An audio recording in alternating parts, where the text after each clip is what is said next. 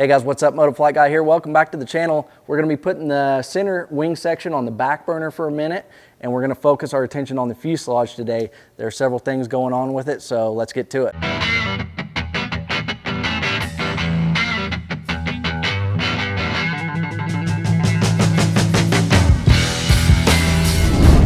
All right, so I'll go over a few things in the cockpit area first, show you guys what's going on here, but obviously right off the bat you can look at the instrument panel. Very 90s style instrument panel. We've got even got a Loran C still in this thing.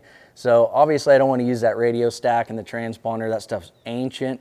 And then the 6-pack is a vacuum operated 6-pack. So we want to eliminate the vacuum system. I'm not going to buy a new vacuum pump and put on my freshly rebuilt motor. So panel needs to come out of the airplane. Obviously, we'll be putting a new panel back with new avionics. The other thing going on inside here is this interior, which is this lovely butterscotch tan color.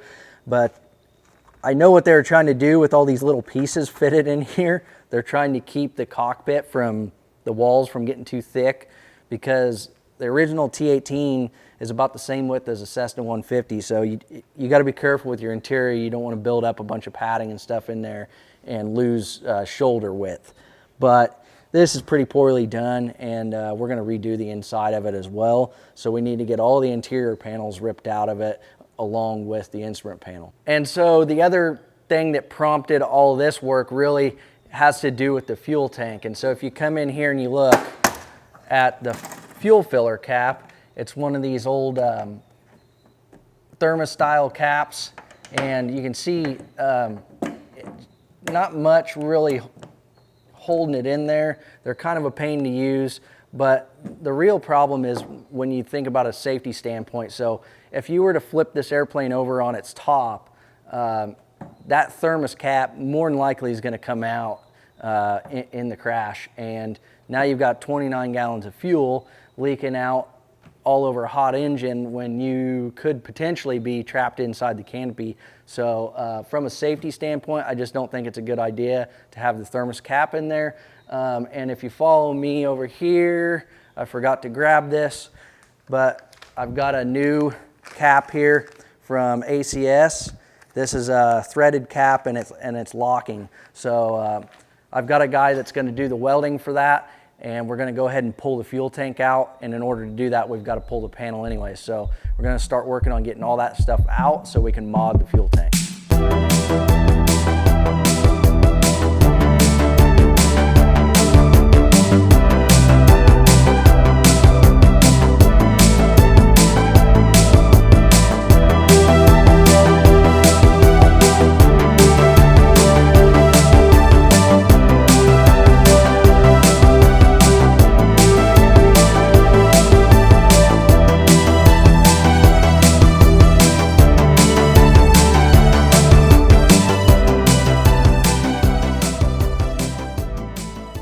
All right, so I got the pilot side of the panel out of the airplane. We actually found some burnt wiring behind this panel, which is pretty sketchy. This thing was probably close to having an electrical fire, but I wanted to just see what this old vacuum 6-pack weighed. So I've got this cheap dollar store scale here, and I'm gonna try and balance this thing on here one way or another and get a rough weight off of it.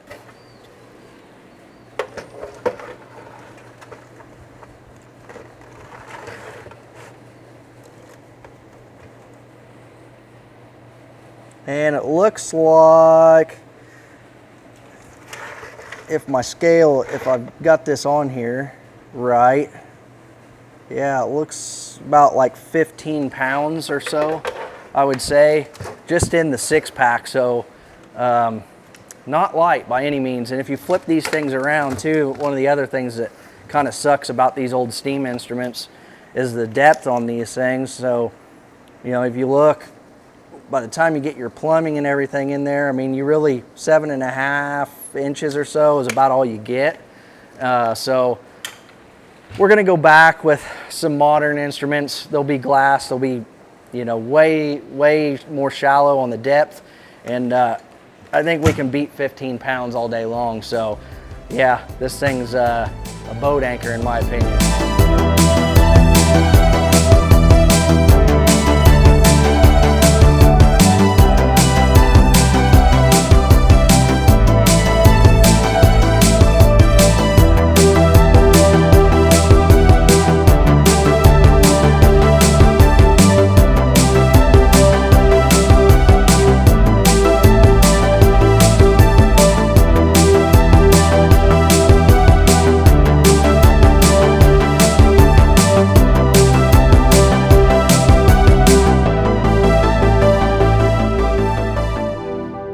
right, so the interior's out, the panel's out, and the interior, there's still more work to be done because they used some nasty cement to glue all that junk in there.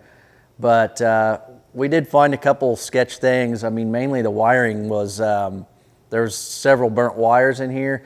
And now in order to get the fuel tank out, we got to pull this bottom shelf or bottom panel mount out, which it's just bolted in. And then we're going to start taking the straps loose and try and get our fuel tank out of the airplane. So we're getting close. We should have it out here before too much longer. And I'll be able to get that down to Dave and have him do the fuel cap mod.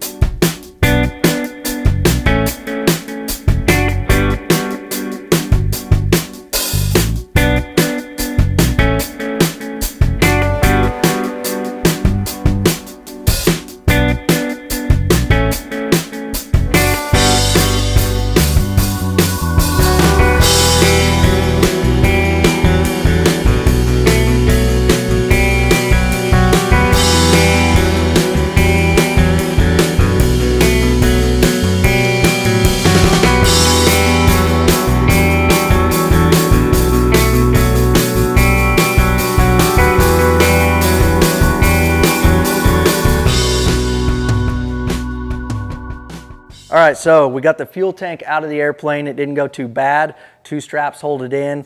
It's really lightweight, so it wasn't too bad coming out of there. And we'll be able to get rid of this stupid thermostyle cap.